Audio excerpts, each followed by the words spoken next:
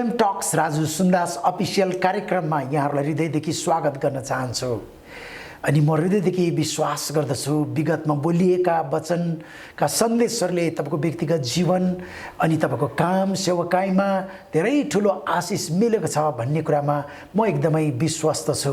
अनि आज फेरि नयाँ श्रृङ्खलामा नयाँ शीर्षकमा परमेश्वरको वचन लिएर तपाईको बीचमा म उपस्थित भइसकेको छु। आज बोल्ने वचनको शीर्षक चाहिँ हामीलाई किन उद्देश्य चाहिन्छ, अर्थात् किन हामी उद्देश्यमा हिँड्नुपर्छ भन्ने विषयमा हामी जोड दिन चाहन्छौँ। अनि उक्त कुरालाई परमेश्वरको वचनबाट हामी पहिलो कोरिन्थी 9:26 पदबाट आजको वचन सुरु गर्नेछौँ। यहाँ यसरी लेखिएको छ, यसकारण लक्ष्य नराखी म दगुर्दिन, हावामा मुक्का हान्नेले जस्तै म मुक्का हान्दिन। अनि प्रियहरू, मानिसको सबभन्दा ठुलो बिछोड भनेको चाहिँ मृत्यु होइन तर उद्देश्य रहित जीवन हो। फेरि म जोड दिन चाहन्छु कि मानिसको सबभन्दा ठुलो बिछोड भनेको चाहिँ मृत्यु होइन तर उद्देश्य रहित जीवन हो। अनि यसै कुरालाई जोड दिनको लागि पावलले किन हामी उद्देश्यमा हिँड्नुपर्छ, किन हामी फोकस भएर हिँड्नुपर्छ भन्ने कुरा बुझाउनका लागि यहाँ खेलाडीको मेटाफोर प्रयोग गरेर पावलले हामीलाई उद्देश्यमा जिउनलाई, उद्देश्यमा हिँड्नलाई जोड दिनुभएको छ। अनि दौडमा भाग लिने खेलाडीले चाहिँ जे पाए त्यही खान मिल्दैन, जे पाए त्यही पिउन मिल्दैन, अनि अनुशासनहीन हुन मिल्दैन। अनि पावलले यहाँनिर जोड दिन चाहन्छन्, यदि हामी दौडमा भाग लिएर जित्नु हो भने खानेकुरामा, पिउने कुरामा, कामुक कुराहरूमा अनुशासित भएर उद्देश्यमा लगनशील भयौँ भने हामीले जित्न सक्छौँ। अनि प्रियहरू, पावलले यो कुरामा जोड दिन चाहन्छन्, दौडमा दौडेर प्राप्त गर्ने इनाम चाँडै खिया परेर जान्छ। पुरस्कार अर्थात् सर्टिफिकेटका पानाहरू च्यातिएर जान्छन्, तर अनन्तसम्म रहिरहने सुसमाचारको मुकुट चाहिँ रहिरहन्छ। त्यही उद्देश्यमा केन्द्रित हुनका लागि पावल यो खण्डबाट हामीलाई प्रियहरू अनुरोध गर्नुहुन्छ। अनि तपाईलाई म उत्साह दिन चाहन्छु, यो संसारमा उद्देश्यभन्दा ठुलो अरू केही पनि छैन। प्रियहरू, तपाईँ र मैले बुझ्न पर्ने कुरो चाहिँ प्रियहरू, यो संसारमा उद्देश्यभन्दा ठुलो अरू केही पनि छैन। अनि प्रियहरू, हामी उद्देश्यको लागि एक हुनुपर्छ। हामी जातको लागि, नाताको लागि अथवा कुनै संस्थाको लागि भन्दा पनि हामी उद्देश्यको लागि एक हुनुपर्छ। अनि त्यही उद्देश्यमा हामी एक भयौँ भने हामीले ठुलो काम गर्न सक्छौँ। यूहन्ना 4:34 प्रभु यीशुले भन्नुभयो, यीशुले तिनीहरूलाई भन्नुभयो, मलाई पठाउन हुनेको इच्छा अनुसार गर्नु नै, उहाँको काम पुरा गर्नु नै मेरो लागि भोजन हो। प्रभु यीशु जहिले पनि उहाँ उद्देश्यमा हिँडिराख्नु भयो। अनि त्यो उद्देश्य पुरा गर्नु नै मेरो भोजन हो भनेर उहाँले हामीहरूलाई सिकाइराख्नु भएको छ। प्रियहरू, हामी जब परमेश्वरको उद्देश्यमा हिँड्छौँ, हामी हाम्रो सपना होइन, यीशुको सपना पुरा गर्नलाई हामी अगाडि बढ्छौँ। यीशुको सपना भनेको चाहिँ मानिसहरूले सुसमाचार सुनुन् भन्ने हो।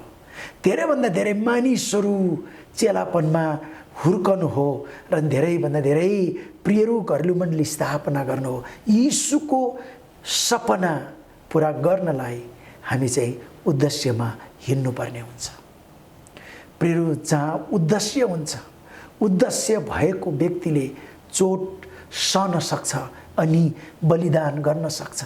आज धेरैजना मान्छेहरू उद्देश्यमा नभएको प्रमाण चाहिँ प्रियहरू, यदि सानो कुराले उनीहरूलाई चोट परिहाल्यो र अलिकति अरूभन्दा बढी काम गर्नु परिहाल्यो भने म मात्र किन गर्ने अथवा मलाई मात्र किन चोट परेको छ भनेर मान्छे एकैछिनमा काम छोडेर जान्छ। अनि यहाँबाट प्रमाणित हुन्छ, जहाँ उद्देश्य छैन त्यहाँ मानिसले चोट सहन सक्दैन अनि बलिदान गर्न सक्दैन। अनि प्रियहरू, म तपाईँलाई याद दिलाउन चाहन्छु, जीवन के को लागि हो भनेर बुझ्न नसक्नु चाहिँ जिउनुको सबभन्दा खतरा कुरा हो। परमेश्वरको वचन रुथ 1:16 हामी त्यहाँ पाउँदछौँ रुथले जवाफ दिइन्, मलाई फर्केर जान र तपाईँलाई छोड्न कर नगर्नुहोस्। तपाईँ जहाँ जानुहुन्छ म पनि त्यहीँ जानेछु, तपाईँ जहाँ बस्नुहुन्छ म त्यहीँ बस्नेछु, तपाईँका मानिसहरू मेरा मानिसहरू हुनेछन् अनि तपाईँका परमेश्वर मेरा परमेश्वर हुन्छ। रुथ चाहिँ उद्देश्यमा केन्द्रित भएको एकजना महिला हुन्। अनि म तपाईलाई याद दिलाउन चाहन्छु प्रियहरू, मानिसलाई उद्देश्यले मात्र सन्तुष्टि दिदछ। उद्देश्य जीवनको सबभन्दा ठुलो मुख्य र महत्त्वपूर्ण कुरा हो। दर्शन जब उद्देश्य भित्र गाडिएको हुन्छ अनि यसले काम गर्छ। आज धेरैजना मान्छेसँग चाहिँ दर्शन छ तर उनको दर्शन चाहिँ उद्देश्यसँग गाडिएको छैन। दर्शन जब प्रियहरू उद्देश्यसँग गाडिन्छ अनि मात्र यसले काम गर्छ। प्रियहरू, जहाँ उद्देश्य छ उद्देश्यले मात्र मानिसलाई प्रेरणा दिन्छ, लगनशील र समर्पित हुनलाई सहायता गर्छ। रुथ त्यही उद्देश्यमा हिँडेको कारणले गर्दाखेरि उनी आफ्नो सासू नाओमीलाई भन्दैछन्, तपाईँ जहाँ जानुहुन्छ म त्यहीँ जानेछु, तपाईँ जहाँ बस्नुहुन्छ म त्यहीँ बस्नेछु, तपाईँको परमेश्वर मेरो परमेश्वर हुनुहुन्छ। अनि प्रियहरू, उद्देश्यले तपाईँलाई आशा र जोसको लागि इन्धनको काम गरिदिन्छ। उपदेशक 1:2 राजा सोलोमनले त्यहाँ यसरी भन्दछन्, व्यर्थ नै व्यर्थ छ, पूर्ण रूपमा सबै व्यर्थ छ। अनि प्रिय, संसारको सबभन्दा बुद्धिमान राजा सोलोमनले भन्दैछन् कि सबै कुरो व्यर्थ छन्। राजा सोलोमनको सबभन्दा राम्रो काम भनेको उनले यरुशलेमको मन्दिरको निर्माण गरे।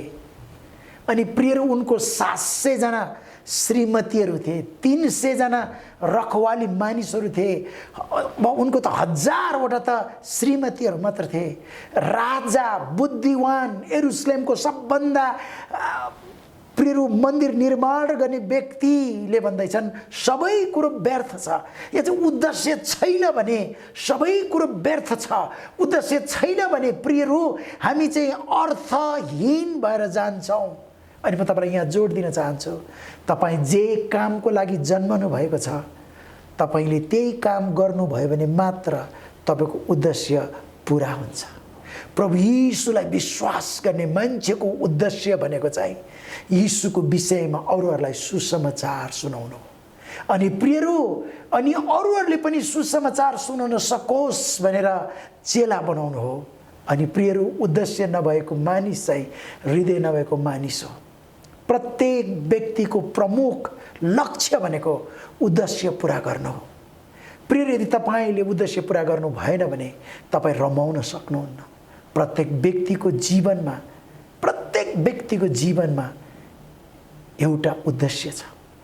संसारको हरेक वस्तुहरू उद्देश्यको लागि बनाइएको छ। प्रियहरू, फोन उद्देश्यको लागि बनाइएको छ अनि फोनले उद्देश्य अनुसार काम गर्छ। हवाई जहाज उद्देश्यको लागि बनाइएको छ, त्यसकारणले हवाई जहाजले उद्देश्य अनुसार काम गर्छ। अनि तपाईँ र म पनि उद्देश्यको लागि बनाइएका छौँ के हामी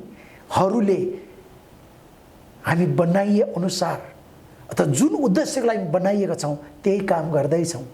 प्रियहरू, म तपाईँलाई याद दिलाउन चाहन्छु, हरेक कुराको सुरुवात र अन्त चाहिँ उद्देश्यबाट हुन्छ। हितोपदेश 20:5 त्यहाँ लेखिएको छ, अल्छीहरूले बेलामा जोत्दैनन्, त्यसकारण फसलको बेला त्यसले खोज्छ तर केही पनि पाउँदैन। अनि म तपाईँलाई याद दिलाउन चाहन्छु, योजनाहरू चाहिँ परिवर्तन हुन्छ तर उद्देश्य चाहिँ रहिरहन्छ। प्रियहरू, मूसालाई इजरायलीहरूको छुटकाराको लागि बनाइएको थियो। उसलाई त्यो उद्देश्य पुरा गर्नलाई उसको जन्म, दरबार, हिब्रू व्यक्तिको हत्या, गोठालोपन सबै कुरो पार गरे जाँदा मानिसहरूले सोचेका थिए कि दरबारमा उसले सिकेको ट्यालेन्ट र स्किलहरू चाहिँ खेर जान्छ भनेर। तर प्रियहरू, उसको स्किल र ट्यालेन्ट प्रयोग भएरै छाड्यो। अनि म तपाईँलाई याद दिलाउन चाहन्छु, मोसाको योजना पुरा भएन, तर परमेश्वरको उद्देश्य चाहिँ मोसाको जीवनमा पुरा भयो।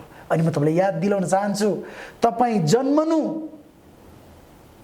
नै तपाईँको आवश्यकता हो, अथवा तपाईँ जन्मनु नै उद्देश्य पुरा गर्ने एउटा प्रमाण हो। त्यसकारणले तपाईँको स्थान र उद्देश्य कसैले खोसेर लान सक्दैन र त्यसको सट्टामा अरू कोही पनि हुन सक्दैन। तपाईँको सट्टामा अरू कोही हुन सक्दैन। तपाईँ नै परमेश्वरको उद्देश्यको लागि बनाइएको मान्छे हो। त्यसकारणले प्रियहरू, म गाउँमा जन्मेँ, म बाटो नभएको ठाउँमा जन्मेँ भनेर तपाईँ हार निराश हुनु पर्दैन। अनि म तपाईँलाई याद दिलाउन चाहन्छु, प्रियहरू, जहाँ उद्देश्य छ अर्थात् उद्देश्य भएको ठाउँमा चाहिँ जहिले पनि गुणात्मक वृद्धि हुन्छ। अनि म तपाईँलाई याद दिलाउन चाहन्छु, प्रियहरू, रुख उद्देश्यको लागि बनाइएको छ। जब एउटा रुखले उद्देश्य पुरा गर्छ, रुखबाट हामीलाई छारी प्राप्त हुन्छ, रुखबाट हामीलाई अक्सिजन प्राप्त हुन्छ, रुखबाट हामीलाई फल प्राप्त हुन्छ, रुखबाट हामीलाई पत्कर, दाउरा, टेबल, चेयर, खाट आदि आदि सबै कुरा प्राप्त हुन्छ। जब रुखले उद्देश्य पुरा गर्छ, एउटै रुखबाट धेरै कुरा प्राप्त हुन्छ। अनि जब हामी यीशु ख्रीष्टलाई विश्वास गर्ने मानिसहरू पनि उद्देश्यमा हिँड्दछौँ, प्रियहरू, हाम्रो जीवनबाट मल्टिपल इफेक्ट हुन सक्छ। अनि म तपाईँलाई आजको श्रृङ्खलामा जोड दिन चाहन्छु के तपाईँले आफ्नो उद्देश्य पत्ता लगाउनु भएको छ?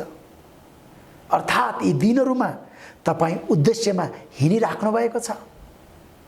प्रियहरू, म तपाईँलाई याद दिलाउन चाहन्छु, उद्देश्यमा हिँड्ने व्यक्तिले चाहिँ जहिले पनि परमेश्वरको सपना पुरा गर्छ। अनि आजको श्रृङ्खलाबाट बिदा हुनुभन्दा अगाडि म तपाईँलाई जोड दिन चाहन्छु, प्रियहरू, परमेश्वर बिना हामीले उद्देश्यलाई चिन्न सक्दैनौँ। अनि म तपाईँहरू विशेष गरी मण्डलीका अगुवालाई जोड दिन चाहन्छु, प्रियहरू, मण्डलीको जन्म चाहिँ सुसमाचार प्रचार गर्नको लागि हो। मण्डलीको जन्म चाहिँ सुसमाचार प्रचार गरेका मानिसहरूलाई चेलापनमा निर्माण गर्नको लागि हो।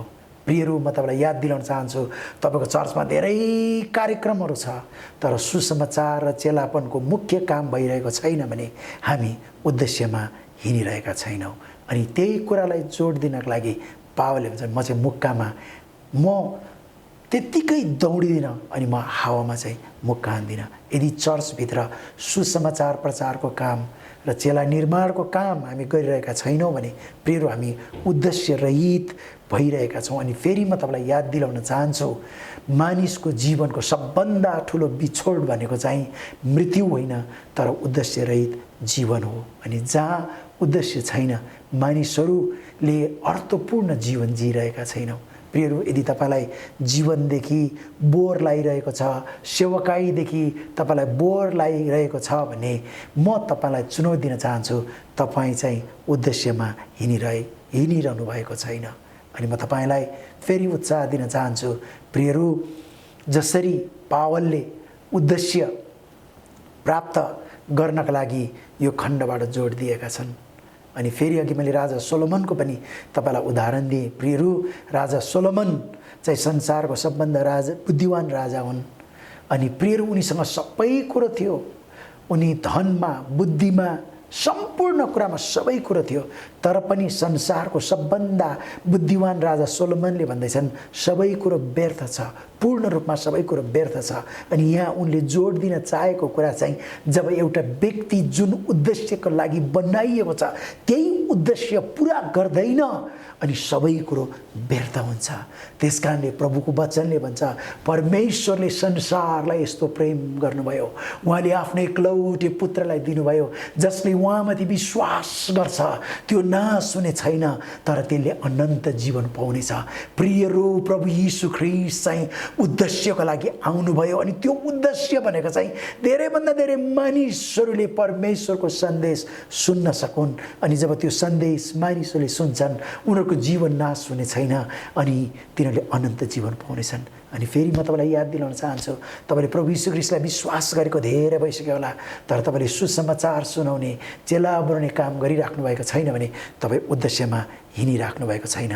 म प्रार्थना गर्छु अनि तपाईँले पनि मलाई प्रार्थना गर्नुहोस् कि हामी सबजना मिलेर उद्देश्यमा हिँड्नलाई अग्रसर बन्न सकुन्। अनि फेरि म तपाईँलाई याद दिलाउन चाहन्छु, प्रियहरू, कुनै पनि मानिस उद्देश्यभन्दा माथि हुन सक्दैन। संसारमा सबभन्दा ठुलो कुरो भनेको चाहिँ उद्देश्य नै हो। त्यसकारण तपाईँ र म जातको लागि होइन, प्रियहरू मण्डलीको लागि होइन, अथवा संस्थाको लागि होइन, अरू कुनै सामाजिक कामको लागि होइन, तर प्रभु यीशु ख्रीष्टको उद्देश्यको लागि एक भएर अगाडि बढौँ। परमेश्वरले आजको सन्देशबाट तपाईँहरूलाई आशीर्वाद दिउन्।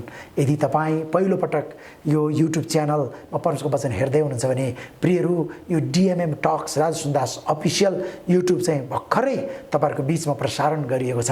त्यसकारणले यदि तपाईँलाई आज बोलिएको सन्देशबाट आशिषको महसुस भएको छ भने कृपया गरी यो सन्देशलाई सेयर गर्नुहोला, सब्सक्राइब गर्नुहोला र अरूहरूलाई पनि बताउनुहोला, किनकि डिएमएम टक्स राजु सुन्दास अफिसियलको प्रमुख उद्देश्य भनेको चाहिँ सुसमाचार प्रचार, चेलापन र मण्डली स्थापनामा जोड दिनु हो। अर्को श्रृङ्खलामा फेरि भेट्ने बाचाका साथ आज तपाईँहरूबाट बिदा हुन चाहन्छु। परमेश्वरले तपाईँहरू सबजनालाई आशीर्वाद दिउन्। God bless you.